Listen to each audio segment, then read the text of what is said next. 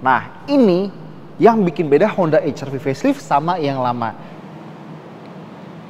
Ya, kalian udah tahu ya ini mobil apa.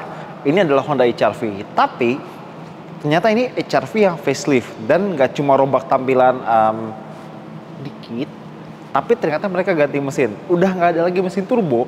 Yang ada sekarang adalah mesin, ya tebakan kalian bener, mesin hybrid. Yuk kita bahas.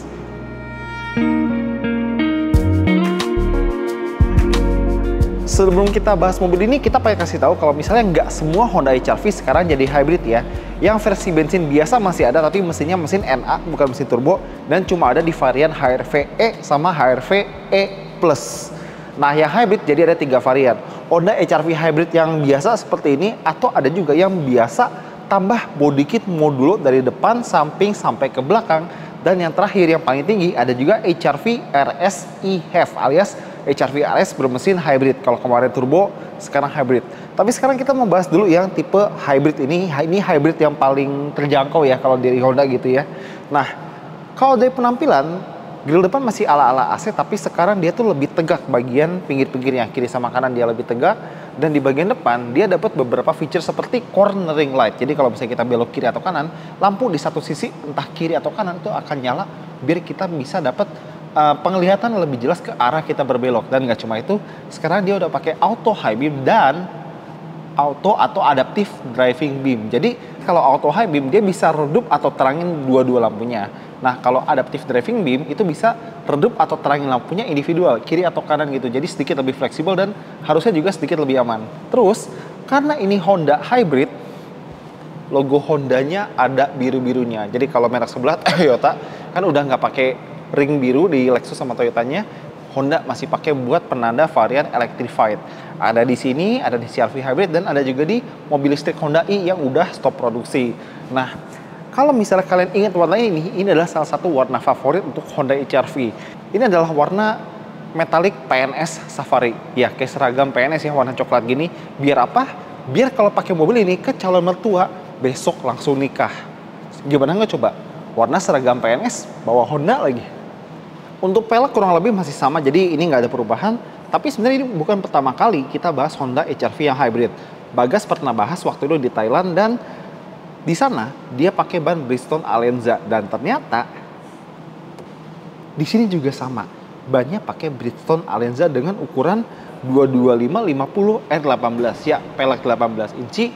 Terus kalau misalnya kita berdiri lagi, kita bisa lihat kalau dia tetap menggunakan kamera samping kiri buat Honda Land Watch yang bisa bantu kita ngurangi titik buta di sebelah kiri. Tapi seperti biasa, cuma sebelah kiri doang dan kualitas kameranya burik. Untungnya si Honda HR-V ini udah pakai auto tilt side mirror. Jadi kalau misalnya kita masuk gigi bundur, spionnya tuh bakal adjust sendiri biar kita bisa ngelihat seberapa dekat mobil kita ke trotoar atau garis marka parkir gitu ya. Nah, varian hybrid yang kita lihat ini bukan yang RS, jadi dia nggak punya sunroof. Dan overall kalau dari samping, mobil ini nggak terlalu beda sama yang kemarin, yang SE. Tapi HR-V yang tipe manapun, yang bensin biasa, yang hybrid, tetap bisa dipesan pakai warna two-tone, kayak misalnya yang udah-udah. Nah, kalau di belakang, desain klaster lampunya baru dan tetap LED pastinya ya. Dan logo Hondanya tetap ada biru-birunya karena ini yang varian hybrid. Nah, buat tahu lagi kalau di varian hybrid ada emblem eHev di bagian sini. Terus kalau overall sebenarnya nggak jauh-jauh amat bedanya sama HR-V yang kemarin. Kita buka. Untungnya ada portal gate dan dia tetap ada walk away auto lock. Jadi kalau misalnya kita pegang kunci, kita tutup, dan kita menjauh dari mobil, dia langsung tutup pintu bagasi dan langsung kunci mobil. Jadi praktis, kita nggak perlu ngerogoh-rogoh kantong lagi segala macam. Itu kan ribet. Ini jadi lebih gampang. Kapasitas bagasi kurang lebih sama, dan di bawah sini masih ada penyimpanan sedikit lagi. Soalnya di bagian depan lagi itu baterai buat sistem hybrid eHev-nya. Ya, baterainya ada di depan atau bagasi bagian depan. Berarti kita nggak dapat ban serep full size, half size juga nggak dapat. Tapi sebagai gantinya di sebelah kanan sini kita dapat tire repair kit. Jadi kalau misalnya ada kempes di jalan, kita pakai di sebelah sini nih, ada pompanya juga. Dan dia tetap dapat pelipatan yang sama kayak HR-V lama ya. Jadi bisa rata lantai. Seperti itu. Dan kalau misalnya pengen nutup, tadi kan kita udah bilang dia ada power tailgate, jadi tinggal tekan aja, dia langsung nutup. Nah, sebelum kita masuk, gue pengen jelasin kalau misalnya sekarang Honda HR-V baru itu udah ready sama IoT atau Internet of Things, karena dia udah bisa pakai aplikasi Honda Connect di HP kita masing-masing. Intinya adalah kita bisa ngendaliin atau monitor status mobil ini cukup dari HP kita aja.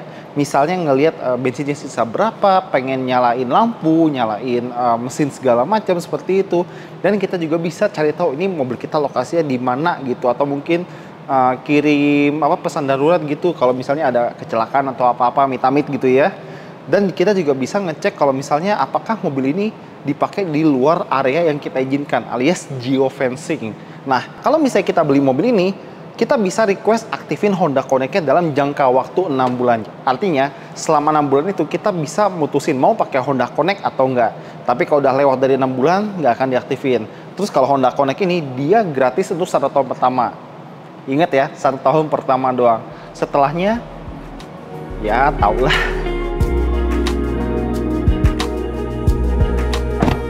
Interior Honda HR-V Hybrid facelift.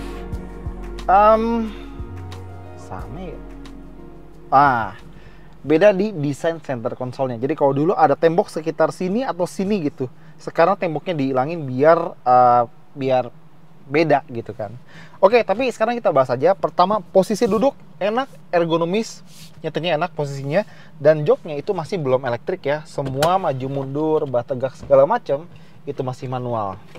Terus untuk pengatur setir, tilt sama teleskopik.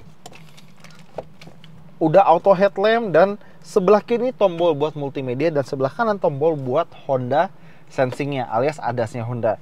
Dan speedometernya dia sebelah kiri layar, sebelah kanan jarum analog pada umumnya. Lanjut lagi, sun visor. Ayo kita lihat. Ada lampu. Oke, di sini ada, dua-duanya ada. Terus lampu kabinnya nyalanya udah putih terang kalau kelihatan ya. Terus kalau soal build quality ya Honda HR-V gitu kan. Di sini kulit.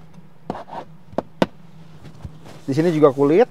Dan karena ini tipe hybrid yang paling bawah, bukan tipe RS atau modulo, dia pakai jok kombinasi bahan kulit sama fabric plus jahit-jahitan asli di bagian joknya, seperti itu. Nah, di setirnya juga lapis kulit, ada jahitan di bagian dalam, dan dia ada pedal shift. Tapi itu bukan buat ganti gigi. Ingat, ini mobil hybrid, jadi pedal shiftnya bukan buat oper gigi, tapi buat ngatur seberapa kuat atau lemah regenerative braking dari mobil ini. Dan itu juga berlaku di transmisinya. Jadi kalau dulu ada mode S gitu ya buat sport, kalau kita lihat di sini P, R, N, D, terus ada B. B ini bisa ngasih kita regen braking yang lebih kuat. Jadi kalau D mungkin regennya nggak sekuat itu, B-nya lebih kuat, tapi kita bisa atur regennya dari sini. Dan ada juga inovasi di sini yang belum ditemukan di negeri Cina. Ini adalah knob puter fisik buat ngatur AC. Dan Honda ya sejak Accord, Civic baru itu tactile knob ini tuh enak banget. Dengerin deh.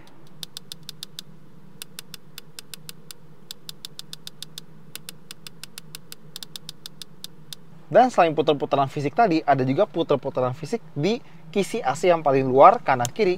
Itu buat ngatur gaya semburan AC-nya. Jadi kalau yang tengah itu semburannya kuat dan fokus, tapi kalau kita geser ke posisi yang atas, dia tuh posisinya semburan itu bakal lebih nyebar, tapi lebih soft gitu. Tapi kalau kita putar ke bawah, dia langsung nutup aliran angin AC-nya. Dan lagi-lagi, suara kliknya tuh memuaskan nih. Coba dengerin.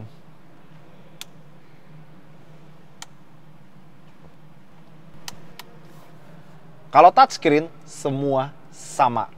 Muter atau mainin knob atau tombol, rasanya beda-beda. Itu yang bisa membedakan orang yang beneran niat bikin tombol di mobil sama orang yang cuma pengen bikin HP dikasih roda. Lanjut, di sini bahan kulit dan di bawahnya di sini ada storage biasa ya. Tapi kalau kita pengen colok-colok lengkap, ada Type A, USB, Type C di sebelah kiri, sama ada colokan 12 volt di sini. Dan tepat di bawah colokan 12 volt itu ada wireless charger, tapi belum kelihatan ada pendinginnya. Tadi kita cari-cari kayaknya nggak ada pendinginnya gitu-gitu. Dan tepat di belakang sini kita bisa pilih drive mode-nya. Ada ikon normal sama sport buat mobil ini, cup holder, hill descent control, rem tangan elektronik, dan brake hold buat mobil ini. Dan center console box-nya agak kecil dan sedikit kurang praktis ya. Lacinya gimana? Oke, damping, tapi bagian dalam nggak dilapis ya. Jadi kalau misalnya ada barang di sini terutama yang keras bakal kletak-klotok. Kalau misalnya kita lewatin jalan yang belok-belok. Oke, jadi bagian depan itu, dan head unitnya, ini head unit yang mungkin kita lihatnya nyala sekalian. Dan ini mobil hybrid, jadi ingat kalau kita nyalain mesinnya, ada getaran mesin, nyala duluan, dan dia ada indikator ready to drive, seperti itu. Oke. Dan dia bisa connect ke USB, iPod, Bluetooth, segala macam. Bahkan dia udah ready buat Apple CarPlay serta Android Auto. Dan ternyata sekarang dia pakai head unit baru, jadi layarnya baru, housingnya baru. Kalau sering ngajak orang di belakang, Honda HR-V itu lega banget ya. Tinggi gue 178, ruang kepala bagus, ruang kaki juga bagus gitu ya. Dan buat varian hybrid ini dia ada tweeter di pintu belakang. Jadi total ada 8 speaker ya. Depan 4, belakang 4. Terus di sini ada AC ya, ada penutupnya juga, dan ada port USB 2 biji buat ngecas gitu. Dan dia ada armrest, ada cup holder juga, dan ada 3 headrest.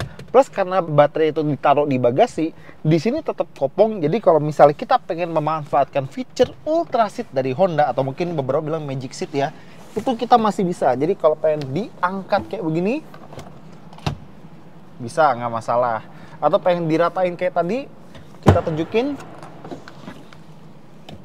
bisa juga di sini. Jadi kenapa baterainya harus ada di bagasi? Biar fitur ini tetap dipertahankan, karena gue rasa ini salah satu feature yang bagus ya. Dan sama kayak beberapa hybrid dari merek lain, ada kisi udara di sini. Ini buat masukin udara yang sejuk atau adem gitu dari kabin ke sekitar baterainya untuk mendinginkan baterai atau menjaga suhu baterai tetap ideal gitu ya. Jadi itu bagian belakangnya ya, kurang lebih sama kayak yang lama. Dan oke, kita lihat yang RS.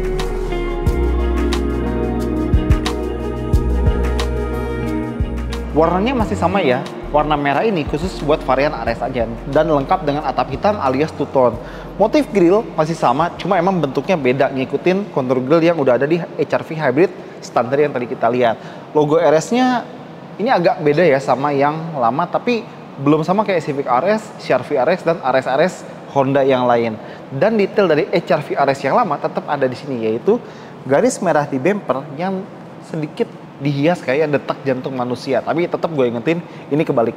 Kalau kalian pernah lihat di sinetron atau mungkin di rumah sakit atau apa gitu, detak jantung manusia itu harusnya ke atas dulu baru ke bawah.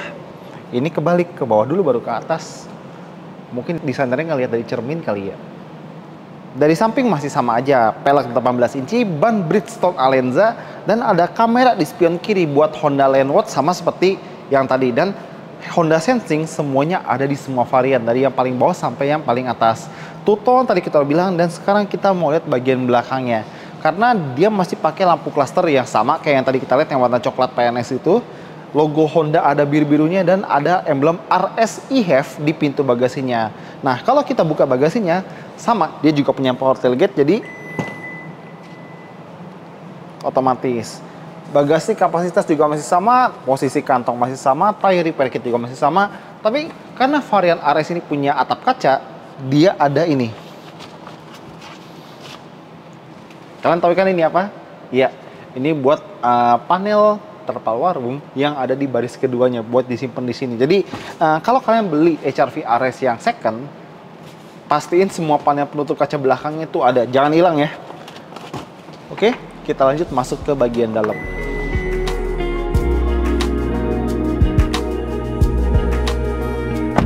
Sekarang yang RS, bedanya adalah jok driver di sini elektrik, tapi kalau penumpang ya masih manual.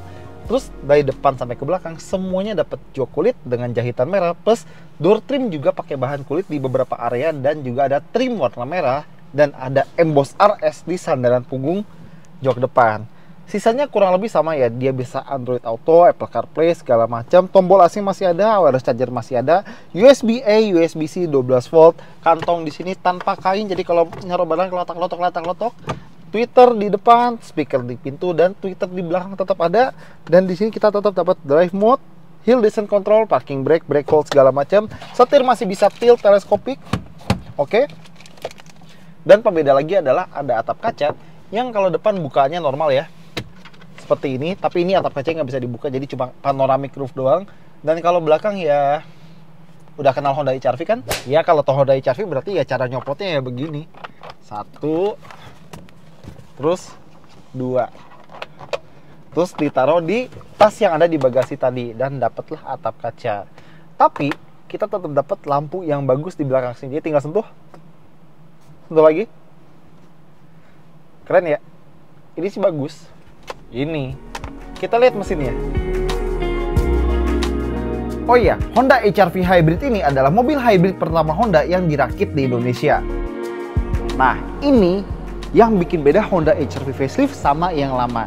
Nggak ada lagi mesin turbo, adanya mesin hybrid, bahkan sampai varian RS yang jadi flagship. Jadi, kalau misalnya Accord CR-V sama Civic kan 2000 cc 4 silinder dengan hybrid, dia 1500 cc 4 silinder iVTEC dengan teknologi hybrid dual motornya Honda. Kalau dari tenaga mesin, dia sekitar 106 PS, torsinya 121 Nm. Tapi kalau output motor listriknya, dia tenaganya 131 PS, tapi torsinya yang gede, 253 Nm. Itu udah kayak torsi mesin 1500 turbo dari HR-V yang lama. Jadi lumayan gede ya. Dan mobil ini biarpun kalau misalnya kalian tanya ke orang Honda gitu, dia pakai eCVT, aslinya dia nggak punya gearbox karena dia pakai sistem dual electric motor. Jadi gini, ada 3 skenario. Skenario pertama ada EV drive. Ini jelas ya, mobilnya jalan pakai tenaga listrik dari baterainya aja. Skenario kedua, mesin muterin generator, motor generator, ngisi baterai. Nah, listrik dari baterai yang tadi disimpan dipakai sama motor listrik kedua buat gerakin roda depan. Skenario 3, mesinnya bisa langsung jalanin roda depan. Jadi di antara mesin sama roda itu ada roda gigi kecil yang rasionya kayak gigi 6 di masing-masing mobil yang bertransmisi biasa gitu ya. Buat jalanin mobil ini secara efisien di kecepatan 80 km/jam ke atas. Karena kalau udah kecepatan tinggi, mesin bensin atau mesin bakar itu lebih efisien daripada motor listrik. Karena motor listrik itu lebih efisien di kecepatan rendah gitu ya. Mesin bensin kayak gini lebih efisien di kecepatan tinggi dan RPM yang konstan. Apalagi dia pakai siklus Atkinson, bukan auto kayak mesin-mesin bakar pada biasanya. Nah, dia jadi hybrid biasa ya, bukan plug-in hybrid, jadi nggak perlu dicas. Dan kita lihat pengerjaan oke, dicek ke dalam-dalam, ada peredam segala macam. Dan kabel-kabel orange ini artinya adalah kabel tegangan tinggi. Jadi jangan diotak-atik kalau kalian nggak tahu apa yang kalian lakukan terhadap mobil ini. Nah, kalau klaim konsumsi bensinnya, waktu Bagas di Thailand, itu katanya kalau nggak salah rata-rata sekitar 25 km per liter. Rata-rata di Thailand. Kalau di sini, nggak tahu, tapi kalau minimum bensin tetap minimum round 91. Jadi isinya 92 ke atas lah ya. Dan kapasitas tangki mobil ini sekitar 40 liter. Kita tutup.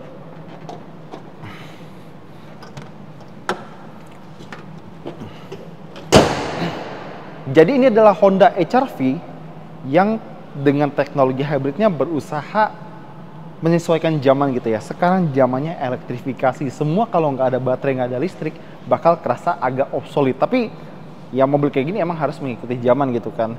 Dan teknologi hybrid Honda sebenarnya kalau dulu mungkin ya gimana gitu kan. Tapi sejak terbukti di teknologi F1 ya, terutama sejak dikomunikasi sama banteng merek Red Bull, dia jadi lebih reputable. Dan dia teknologi hybridnya benar-benar mengutamakan penggerak listrik kalau misalnya buat kecepatan terendah dalam kota biar efisien, halus, dan nyaman. Tapi kalau kecepatan tinggi, pakai mesin bensinnya biar lebih bagus. Ya, kita tampilannya sekarang harganya berapa. Jadi sebenarnya gue welcome banget sama ubahan yang ada di Honda HR-V ini. Cuma baik lagi, kelas HR-V sekarang itu udah ada 20 mobil lebih kalau kita gabungin semua brand yang ada di Indonesia. Dari negara manapun, Jepang, Korea, Tiongkok, segala macam, semuanya ada. Jadi ini apa ya, kelasnya HR-V itu udah makin padat. Apakah persaingan ini bakal makin susah?